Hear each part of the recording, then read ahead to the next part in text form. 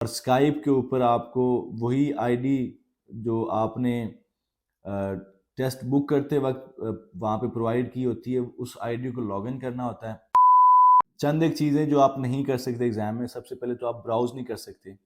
ना आप एक्सटर्नल वहाँ पे टैब ओपन कर सकते हैं, ना ही जो आपने टैब ओपन किया होता है जिसमें आपका टेस्ट हो रहा होता है, उसमें आप कोई चीज़ सर्च कर सकते हैं या ब्राउज़ कर सकते हैं।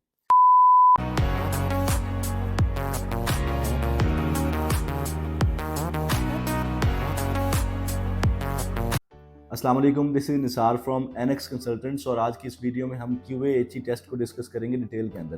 तो अगर आप QA/HE टेस्ट के बुकिंग प्रोसेस के बारे में, लोकेशन रिक्वायरमेंट्स के बारे में, टेक्नोलॉजिकल रिक्वायरमेंट्स के बारे में और इसके रिजल्ट्स के बारे में जानना चाहते हैं तो इस वीडियो को एंड तक लाजमी देखें। फर्स्ट ऑफ ऑल अगर बात की जाए इसके बुकिंग प्रोसेस की, तो इसका बुकिंग प्रोसेस बहुत ही स्ट्रेट फॉरवर्ड और सिंपल होता है।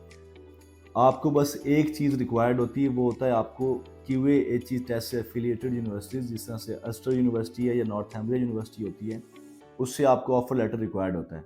ऑफ़र लेटर अगर आपके पास है तो आप सिंपली वहाँ से स्टूडेंट नंबर उठा के QA/HE टेस्ट की ऑफिशियल वेबसाइट के ऊपर जाके इंटरनेशनल स्टूडेंट्स की कैटेगरी के अंदर आके टेस्ट बुकिंग का सेक्शन होता है, वहाँ पे अपनी डिटेल्स पुट करके ऑफ़र लेटर के ऊपर जो स्टूडेंट आईडी होती है वो मेंशन करके अपना test free of cost book कर सकते हैं। अब आते हैं टेस्ट डे के ऊपर। जब हमारा टेस्ट बुक हो जाए तो हम अगली चीज़ जो कंसीडर करने वाली होती है वो टेस्ट डे रिक्वायरमेंट्स की होती है, जिसमें हमारे पास लोकेशन रिक्वायरमेंट होती है, जिसमें हमारे पास टेक्नोलॉजिकल रिक्वायरमेंट्स होती हैं और रूल्स रेगुलेशन होते हैं। अगर बात की जाए लोकेशन रिक्वायरमेंट की, तो एक सेपरेट कमरा होना चाहिए, रूम होना चाहिए जिसके अंदर आप टेस्ट दें, जिसमें आपके अलावा कोई भी रूम के अंदर मौजूद नहीं होना चाहिए, ना किसी की आवाज़ आनी चाहिए। अगर एग्जामिनर को सस्पिशियस लगता है कि आपके अलावा कोई एडिशनल बंदा भी आपके रूम के अंदर मौजूद है, तो वो आपका टेस्ट विद हेल्ड या बैन कर सकता है स्पॉन्टेनियसली। उसके बाद अगर बात की जाए मतलब पब्लिक प्लेसेस जिस तरह से ऑफिसेज होते हैं या फिर कैफ़ेज़ होते हैं, तो वहाँ पे टेस्ट बिल्कुल अलाउड नहीं है।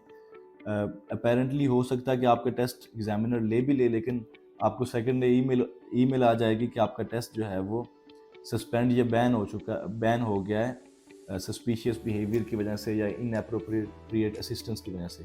सो ट्राई करें कि एक सेपरेट कमरा हो जिसमें शोर ना हो और जिसमें आपके अलावा कोई और बंदा मौजूद ना हो। इसके साथ साथ जो लाइट्स रूम के अंदर हैं वो अच्छी होनी चाहिए ताकि आपका फेस और आपका जो पूरा रूम है वो क्लियरली नज़र आना चाहिए।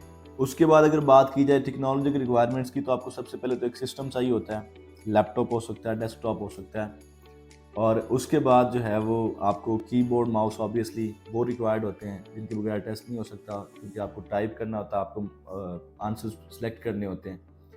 और ये चीज़ें होने के बाद जो लैपटॉप या आपका सिस्टम होता है उसके अंदर आपको एक स्काइप इंस्टॉल करना होता है, और स्काइप के ऊपर आपको वही आईडी जो आपने टेस्ट बुक करते वक्त वहाँ पे प्रोवाइड की होती है, उस आईडी को लॉगिन करना होता है। जब आप आईडी को लॉगिन करेंगे तो आपको चैट्स नज़र आएंगे QA टेस्ट की टीम की जानिब से, जिसमें उन्होंने आपको मैसेज किया होगा कि हम आपको 10-15 मिनट बाद एग्ज़ाम से 5 मिनट पहले जो है वो कॉल करेंगे।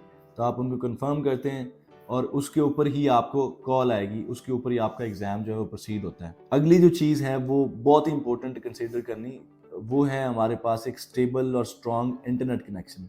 अगर आपके पास स्ट्रॉन्ग इंटरनेट कनेक्शन नहीं है तो एग्जामिनर आपका एग्ज़ाम प्रोसीड नहीं करता।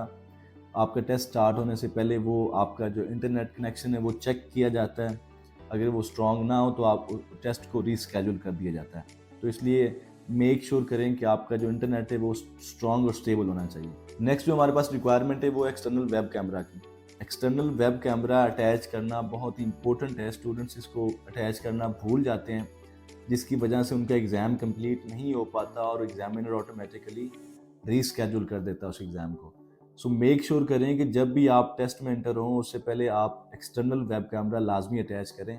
जो लैपटॉप का अपना इंटरनल कैमरा होता है उसको डिसेबल करें, एक्सटर्नल वेब कैमरा जो उसको इनेबल करें और इनेबल करने के बाद उसी के ऊपर प्रोसीड करें। एक्सटर्नल वेब कैमरा अटैच करने की वजह ये होती है कि एग्जामिनर जो है उसने एग्ज़ाम के दौरान आपसे डिफरेंट पोजीशंस के ऊपर वो कैमरा रखवा के वो चेक कर सकता होता है। फॉर एग्जांपल वो आपको कह सकता है कि आप जो कैमरा लैपटॉप का है, एक्सटर्नल वेब कैमरा है, उसको नीचे करके कीबोर्ड की तरफ कीबोर्ड दिखाएं ताकि आपकी हैंड्स मूवमेंट चेक की जा सके। या फिर वो आपको कह सकता है कि आप टेबल के साइड पे कैमरा रख दें ताकि वो आपके साइड से साइड व्यू देख के आपको चेक कर सके। उसके बाद अगर बात की जाए कि टेस्ट स्टार्ट हमारा किस तरह से होगा और क्या क्या चीज़ें पूछी जाएंगी हमसे, कौन सी चीज़ें लेके जानी चाहिए, तो टेस्ट आपका सिंपली वो एग्जामिनर आपको 5 से 7 मिनट पहले कॉल करेगा। कॉल करने के बाद आपको जो सबसे पहली चीज़ होती है वो स्काइप के ऊपर वीडियो कॉल ही होती है, जिस तरह से हम कैजुअली कॉल करते हैं। एग्जामिनर सामने बैठा होगा, सबसे पहले आपको कॉल करेगा। कॉल करने के बाद आपसे पूछता है कि आप हमें अपना पासपोर्ट दिखाएं, तो हम उसको जो पासपोर्ट है वो उठा के उसके सामने कर देते हैं, जहाँ से आपका वो नाम पड़ता है, date of birth, expiry issue पड़ता है और पासपोर्ट नंबर पढ़ने के बाद वो आपको थैंक यू बोलता है। उसके बाद वो आपसे सवाल करता है कि आपने किस यूनिवर्सिटी में अप्लाई किया है, किस कोर्स में अप्लाई किया है, आपका नाम क्या है, आपकी ईमेल एड्रेस क्या है, आपका फ़ोन नंबर क्या है, आपकी सिटी कौन सी है। चंद एक सिक्योरिटी क्वेश्चंस वो आपसे पूछता है। सिक्योरिटी क्वेश्चंस पूछने के बाद वो आपको कहता है कि आप अपना लैपटॉप उठा के रूम में रोटेट करें ताकि मैं पूरा रूम देख सकूं और कंफर्म कर सकूं कि आप रूम में अकेले हैं। तो वो रूम में रोटेट करता है 360 के एंगल में और आपका टेबल देखता होता है, आपके रूम पूरा देखता होता है, सीलिंग देख सकता होता है, आपका फ्लोर देख सकता होता है, कंफर्म करने के लिए कि आप रूम में अकेले हैं। एक बार वो कंफर्म कर लें तो उसके बाद फिर वो आपको टाइम देता है कि आपके पास 5 मिनट हैं, आप स्पीकिंग टेस्ट के लिए रेडी हो जाएं।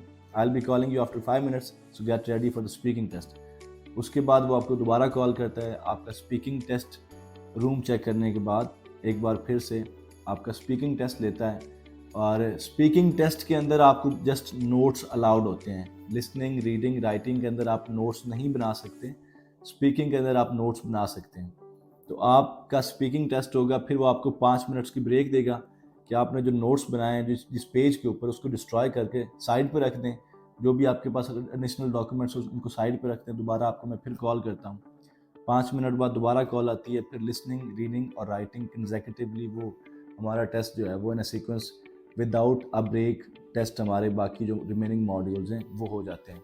चंद एक चीज़ें जो आप नहीं कर सकते एग्ज़ाम में, सबसे पहले तो आप ब्राउज़ नहीं कर सकते, ना आप एक्सटर्नल वहाँ पे टैब ओपन कर सकते हैं, ना ही जो आपने टैब ओपन किया होता है जिसमें आपका टेस्ट हो रहा होता है उसमें आप कोई चीज़ सर्च कर सकते हैं या ब्राउज़ कर सकते हैं। उसके बाद आप स्क्रीन शेयरिंग नहीं कर सकते। उसके बाद आप साइड्स पे नहीं देख सकते। आपको कॉन्सनट्रेट करना होता है स्क्रीन के ऊपर। आप जो ही साइड से देखेंगे या स्क्रीन से नज़र हटाएंगे तो आपका टेस्ट ऑटोमेटिकली सस्पेंड या बैन हो जाएगा।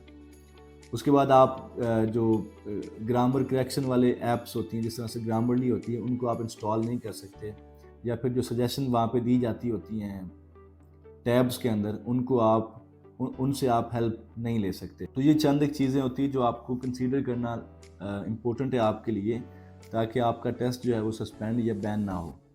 उसके बाद एक चीज़ के लिए मेंटली रेडी रहें कि आपको एग्जामिनर किसी भी टाइम कह सकता है कि अपना जो लैपटॉप का कैमरा है, एक्सटर्नल कैमरा जो है, उसको रोटेट करें या फिर उसको कीबोर्ड की तरफ करें या फिर इस पोजीशन में सेट करें कि वो आपको भी देख सके, आपके लैपटॉप को भी देख सके और आपके कीबोर्ड को भी देख सके।